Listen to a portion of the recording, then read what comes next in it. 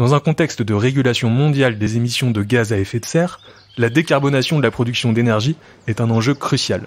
Si la filière nucléaire possède à ce titre des atouts certains, elle est appelée à être profondément transformée, quels que soient les scénarios adoptés à l'avenir.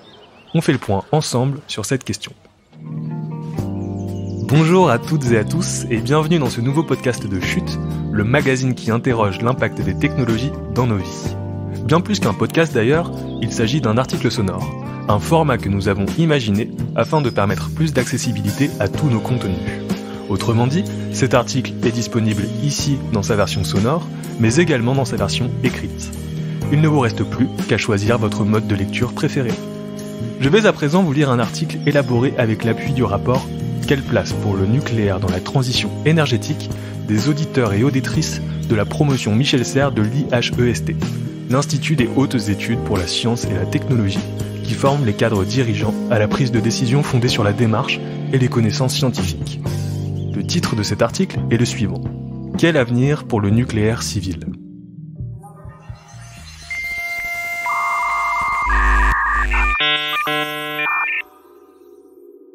L'énergie nucléaire fait partie des 10 objectifs de France 2030 présentés le 13 octobre par le président de la République. Toutefois, même lorsqu'on ne parle pas de lui, le nucléaire civil s'est toujours invité dans les débats.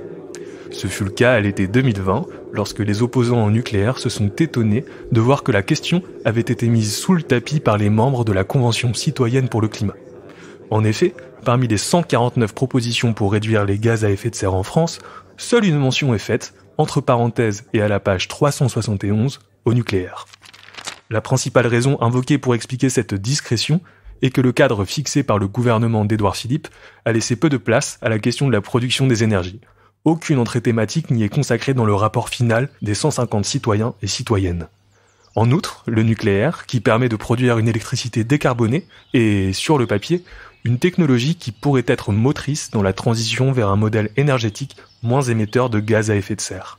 Mais la discrétion de l'État sur ce sujet témoigne de la difficulté de la filière à opérer sa propre transition pour, d'une part, renouveler un parc de centrales vieillissantes, et d'autre part, démêler l'écheveau politique, économique et technique qui oblitère le dossier nucléaire et attise la méfiance des citoyens et citoyennes face au risque de catastrophe. Une production qui va diminuer. Le contexte mondial de lutte contre le dérèglement climatique a un impact sur la place à accorder ou non au nucléaire. Selon le GIEC, groupe d'experts intergouvernemental sur l'évolution du climat, les énergies fossiles sont responsables de 80% de nos émissions de gaz à effet de serre et 81% de la consommation mondiale. Le besoin d'en sortir se faisant pressant, les accords de Paris sur le climat de 2015 ont engagé les pays signataires à prendre les mesures nécessaires pour limiter le réchauffement climatique à 2 degrés d'ici 2100. Côté français, la stratégie nationale bas carbone fixe comme objectif une diminution de 50% de nos consommations d'énergie d'ici 2050, dont 55% devront être issues d'électricité décarbonée. La part du nucléaire représente aujourd'hui 70,6% de la production d'électricité et 18% de la consommation finale d'énergie. La France ne dépend donc du nucléaire que pour la production d'électricité. La part du nucléaire dans le mix énergétique est-elle alors arithmétiquement vouée à baisser ? En tout état de cause, le nucléaire en France demeure une épineuse question. Le nucléaire, un fleuron flétri ? Le choix de développer l'industrie nucléaire a été effectué par le général de Gaulle dans la seconde moitié du XXe siècle, dans le souci d'asseoir l'indépendance énergétique du pays. Ce choix s'est trouvé renforcé suite à la première crise pétrolière de 1973. Ceci explique le développement des installations nucléaires en France et sa densité, la plus importante au monde avec 56 réacteurs en activité en 2021, répartis sur 18 sites. Le savoir-faire national acquis dans ce domaine a de quoi susciter la fierté. Jusque dans les années 1990, l'ingénierie française exporte sa maîtrise technologique au-delà des frontières et les investissements dans le parc et l'innovation des technologies de maîtrise du nucléaire reflètent la confiance de l'opinion dans une filière qui permet de décrocher des contrats en Afrique du Sud, au Brésil ou en Chine. Mais l'âge d'or semble être derrière nous. D'ici 2035, 14 réacteurs doivent être arrêtés pour atteindre l'objectif de limiter à 50% la part du nucléaire dans le mix électrique, impliquant de prolonger la durée de vie des centrales restantes jusqu'à 50 voire 60 ans. L'autorité de sûreté nucléaire a en effet rallongé de 10 ans la durée de vie des 39 centrales qui atteindront 40 ans en 2025. Cette centrale, elle est vétuste, elle a passé son temps. Les risques liés au vieillissement des centrales sont pourtant au cœur des inquiétudes des opposants au nucléaire. Ces dernières années, le développement du secteur s'est trouvé en butte à la concurrence de nouveaux acteurs, notamment chinois, mais aussi aux échecs à répétition d'EDF sur le marché international, ainsi qu'à une opinion publique refroidie par les catastrophes de Tchernobyl en 1986, puis de Fukushima en 2011. Les ambitions projetées par l'État sur l'EPR de Flamanville, réacteur nucléaire de 3e génération censément plus sûr et performant, mais dont la mise en fonction est repoussée depuis 10 ans, font de l'ombre à la crédibilité de la France. Des acteurs multiples et une réglementation contraignante. Derrière le marché, c'est en fait la classe politique européenne dans son ensemble qui est réticente à intégrer le nucléaire dans son Green Deal. L'Allemagne, sortie définitivement du nucléaire en 2011, a fait le pari des énergies renouvelables, qui produisent une électricité dont le prix baisse régulièrement, même s'il faut rappeler que beaucoup de centrales à charbon sont encore en activité outre-Rhin.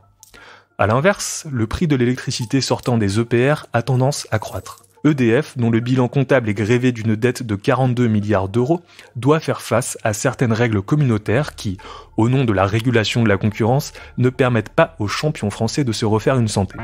Le dispositif d'accès régulé à l'énergie nucléaire historique permet aux fournisseurs alternatifs d'accéder à 25% de la production d'électricité du parc nucléaire historique d'EDF à un prix régulier.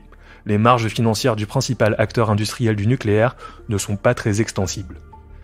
La centralisation du système de gouvernance de la filière nucléaire et l'inertie d'un secteur énergétique ont tendance à générer une impression d'opacité auprès de l'opinion publique. Les décisions politiques d'un côté, choix commerciaux et tarifaires et orientation stratégique, et les décisions techniques de l'autre, normes, gestion des sites, statut des déchets, influent l'une sur l'autre tout en fonctionnant sur des cycles différents. L'organigramme des acteurs du nucléaire civil témoigne de la complexité du processus décisionnel et explique en partie le sentiment de déficit démocratique dont est parfois accusée la filière. Pourtant, s'il n'est pas facile de s'y retrouver entre les services des 5 ministères concernés par le dossier, ainsi que les organismes de recherche, les agences nationales et les acteurs industriels aux compétences variées, force est de constater que le cadre législatif fait du nucléaire un bien souverain dont l'apport à la production nationale d'énergie est réel et surtout décarboné. Quel scénario pour l'avenir du nucléaire ? Difficile donc d'envisager à court terme de s'en passer, mais impossible de ne pas changer rapidement les pratiques. Voilà le paradoxe auquel doit faire face l'exécutif. 3 scénarios de prospective sont mis en avant dans le rapport de l'IHEST. Le premier est un statu quo pour un désengagement progressif. Dans ce cas de figure, la France se dénucléarise, de préférence en ouvrant cette question au débat public, au profit des énergies renouvelables. La perte de souveraineté énergétique s'incarne dans un recours accru aux énergies fossiles. Le prolongement de l'exploitation des centrales les plus anciennes mène à la multiplication des incidents et à une inquiétude grandissante de l'opinion publique. Les déchets s'accumulent et saturent les sites dédiés. Sur le plan commercial, le secteur des énergies est ouvert à la concurrence, y compris sur le marché européen, et l'État se désengage d'une filière déclinante, quitte à démanteler EDF. Le second scénario est celui d'une politique volontariste européenne. Ce scénario s'articule autour de la constitution d'un mix paritaire nucléaire-énergie renouvelable visant à satisfaire les exigences européennes de la transition énergétique. Cela suppose l'émergence d'un champion national à dimension européenne de l'énergie propre en France, permis par des investissements conséquents, par exemple dans les SMR, Small Modular Reactor, réalisés avec l'aval de la population, rassurée par la mise en place d'une politique de transparence. Le dernier scénario évoque un nucléaire territorialisé, reposant sur un maillage de mix énergétique sur mesure, adapté au potentiel de chaque territoire.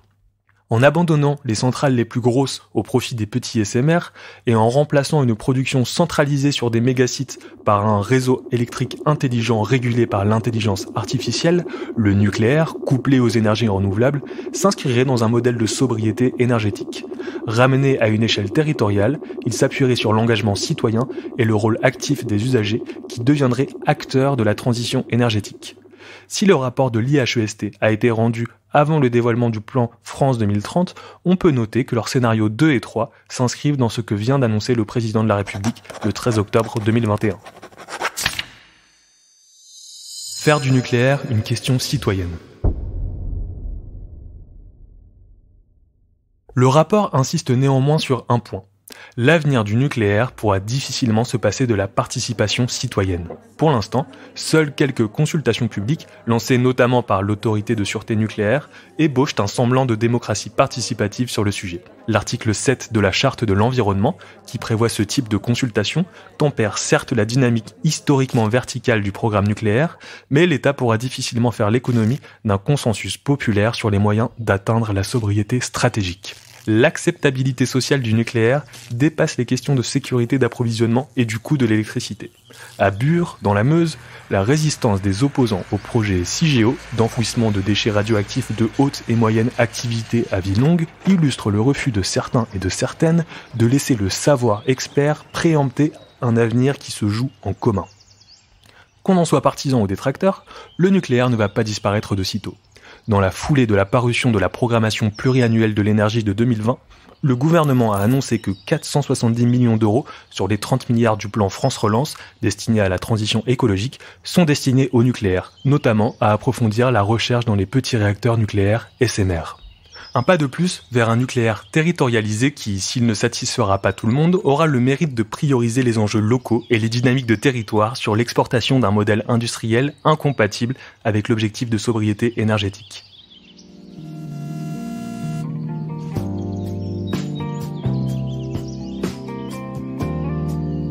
Et voilà, la lecture de cet article sonore est maintenant terminée. Vous en voulez d'autres ?